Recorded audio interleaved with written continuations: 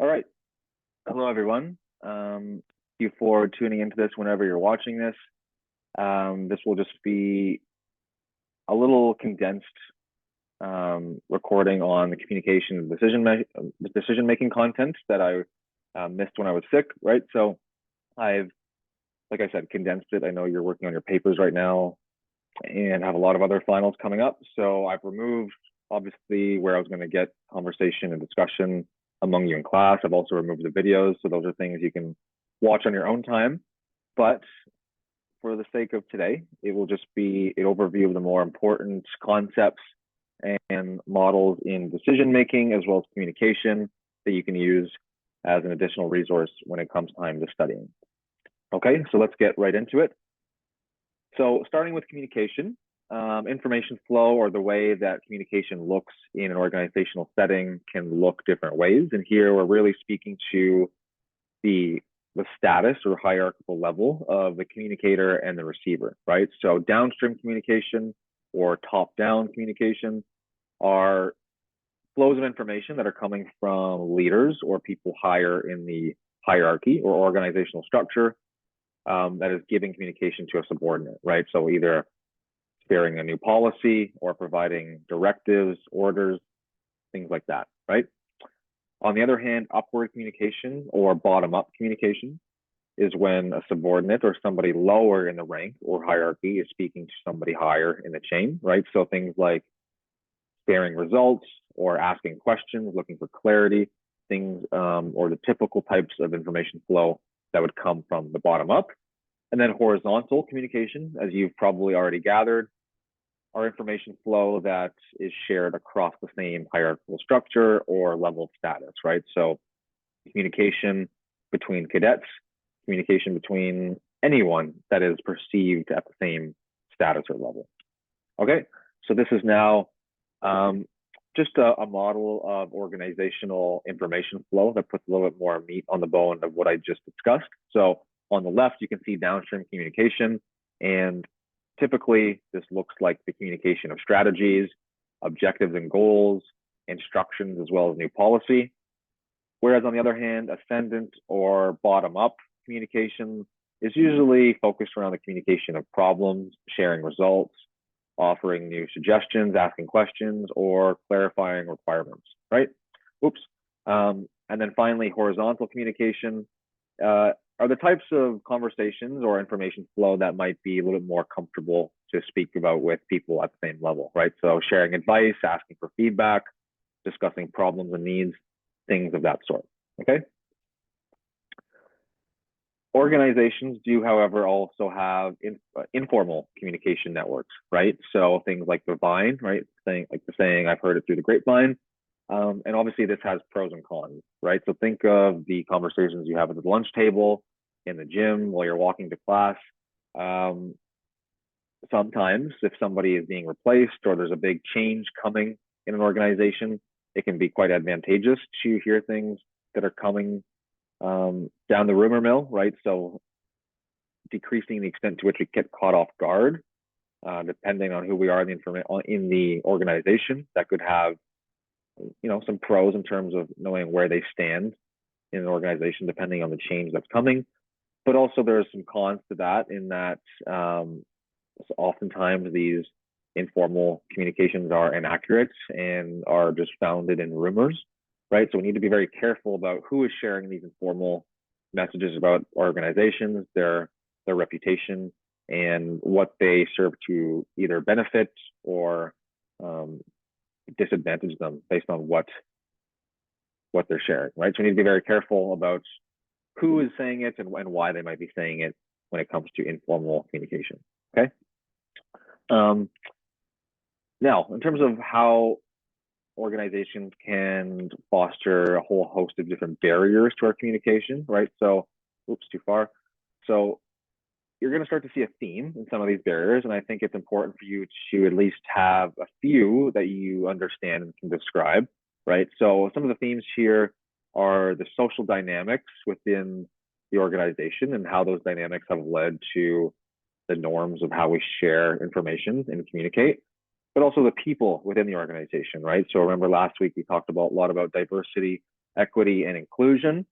And although a great thing in an organization, its main consequence can be barriers to communication or communication difficulties, right? So not only can cultural differences lead to differences in how we view status, how we view nonverbal cues, our etiquette and politeness, but also how we see hierarchy, right? So cultural differences, just the way we were raised, can lead to a whole host of differences in how we communicate verbally and non-verbally, okay? So that can be a barrier to effective communication.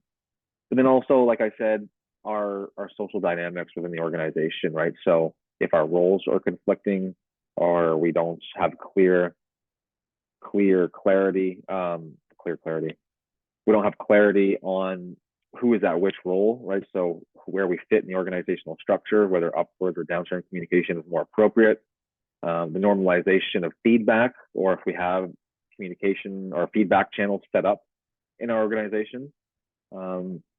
Social agreements in terms of who can say what within an organization, right? Who has the opportunity and the authority to share feedback, have discussion, right? So, and as well as time, right? The time that we have to express our feelings and concerns, right? So again, the themes here are really the social dynamics that we've set up within an organization and how these can lead to all these barriers in our communication, whether we are too shy or it's been normalized that we're not people that should be sharing our opinion, and also we don't have the means or the resources to share that opinion, even if we could or have the confidence to, right? So the appropriate channels set in place. Now, on top of that, the people within the organization, right? So we're all very different. Human beings are complex, right? So our cultural differences can lead to differences in verbal and nonverbal communication, etiquette, politeness, etc. Okay, so then what is effective communication then, on the other hand? So effective communication is really when we have a combination of our intention matches the perceived meaning, right? So what we are intending to get across equals what the perceiver is taking in, but also being, trying to be effective with our resources, right? We're not using multiple modalities to get one message across, right? It doesn't take me saying it multiple times plus an email and a reminder, right? So we want to be effective with our intent, but also our resources, okay? But efficient communication is when we have a good ratio between those two, right? So our intention is coming across, but also using resources to the extent where we're not going overboard, right? So efficient communication offers a good ratio between the results of our communication as well as the resources used. But we also need to be cautious and wary that effective communication is not always efficient, right? So sometimes to get the point across, it requires a little bit more resources, and that's okay in certain situations. Sometimes, right, the intention is much more important than the resources or the time it takes to get the point across. And then also efficient communication is not always effective, right? So sometimes something like a mass email or something that is designed to be more efficient to get a message across to many different type of people, it's not going to be as effective, right? A mass email is not going to land on every single person the same way. Okay, so now just moving into decision making. So when I ask you what is decision making, the definition is very simple, right? So it's the process of committing to a given action. But really what I want you to take away from this slide is the three main tenets of decision making, right? So when I ask you what are the three core components or tenets of making a decision, you would say it involves making a choice, it involves a process, and it also involves a commitment of resources, right? There are no decisions that don't involve at least some time, money, personnel, or other resources, right? So again, the three components of making decisions: the act of making a choice, the fact that it's a process, and the fact that you're committing resources. And when we look at a 5-step decision-making model, you're probably going to start to see similarities between models of perception right? So, and you'd be right to think that there are a lot of similarities and overlap between how we perceive people and things and how we make decisions, but that's how you should be able to distinguish them. Luckily for you, perception in that week is not on this final, right? That was for our midterm, but the difference there is that the perception process is when we are making perceptions and attributions of people and things, whereas here we're talking about specific decision making, right? But again, you will probably notice some overlap and similarity. So in terms of making decisions, step one is recognizing and defining the problem. Okay.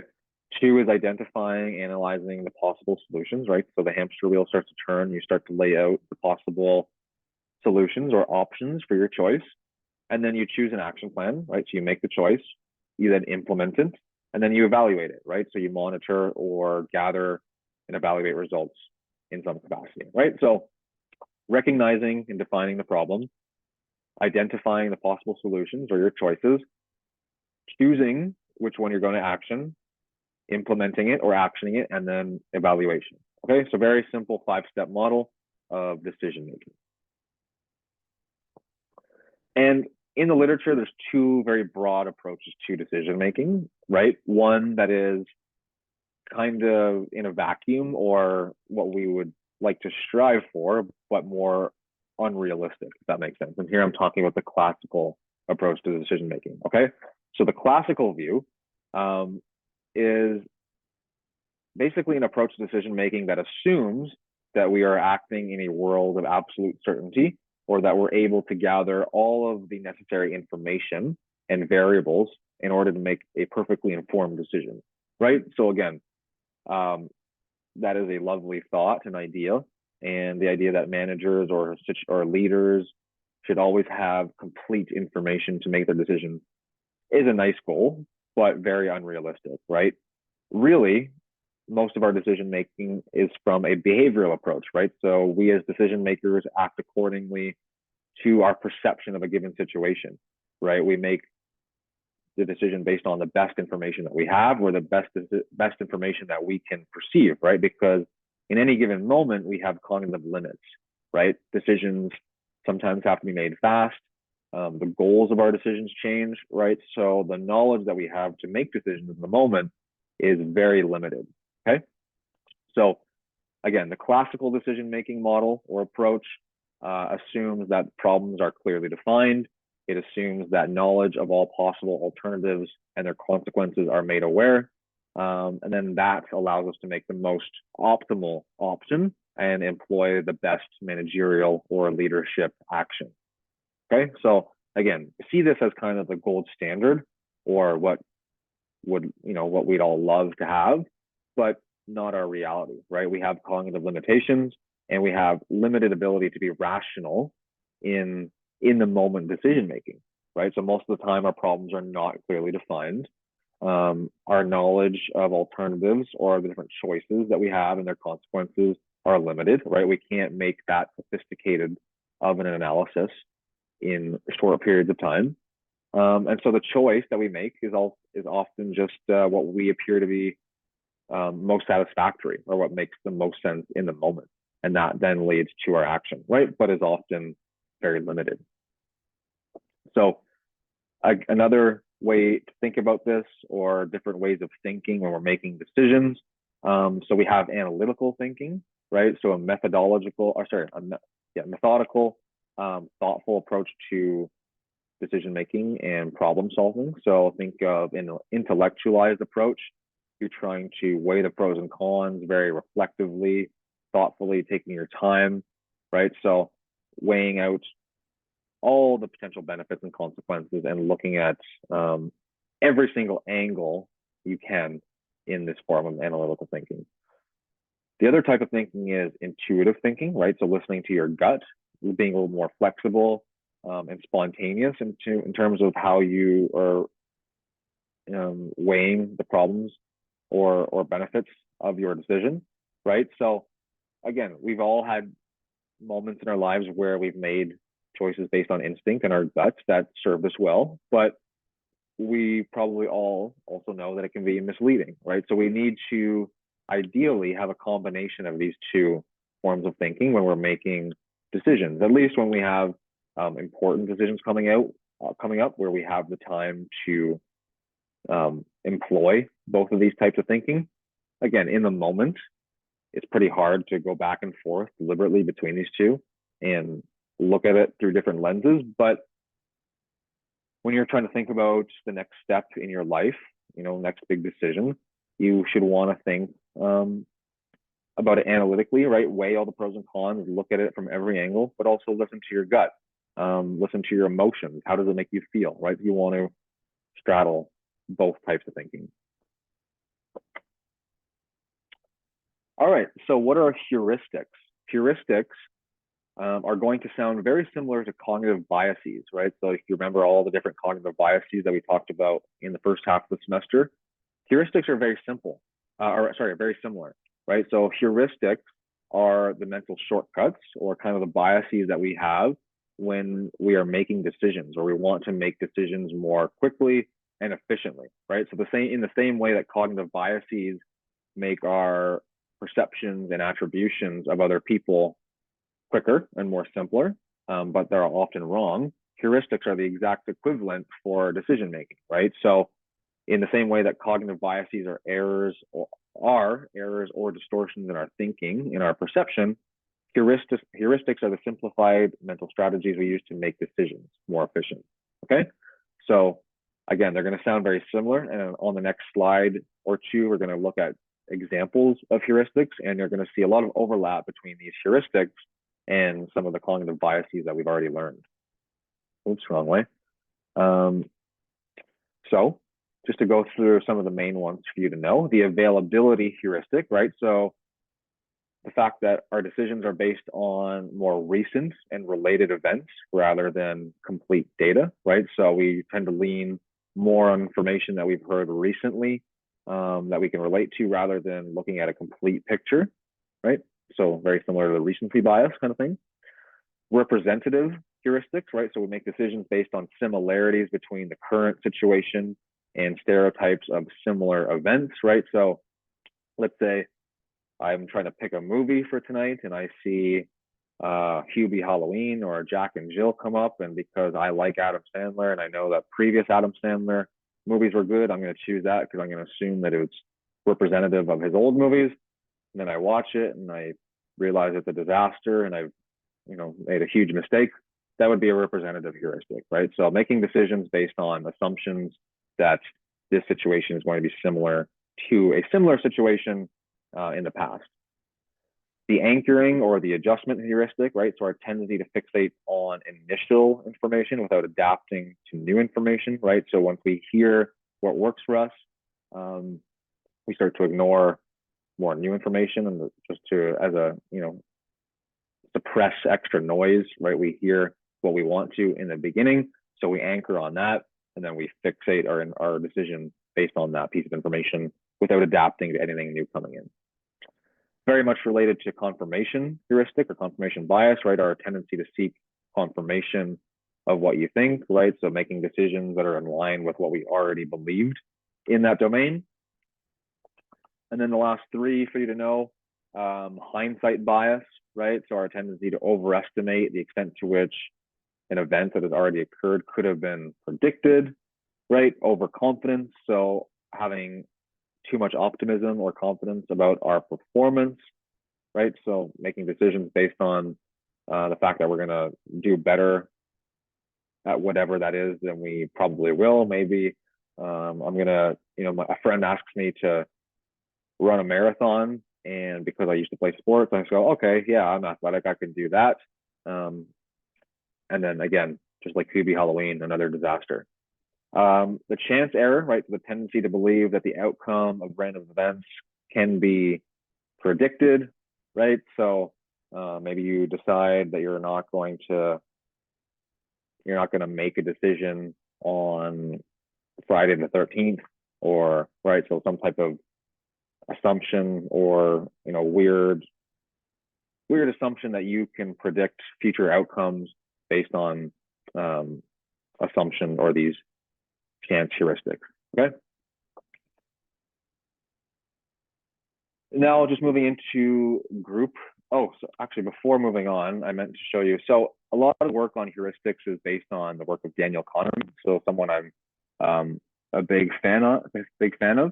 So I just wanted to show you in case you want a deeper look at some of this work. This is one of the books that really got me hooked into psychology when I was in undergrad. Thinking Fast and Slow.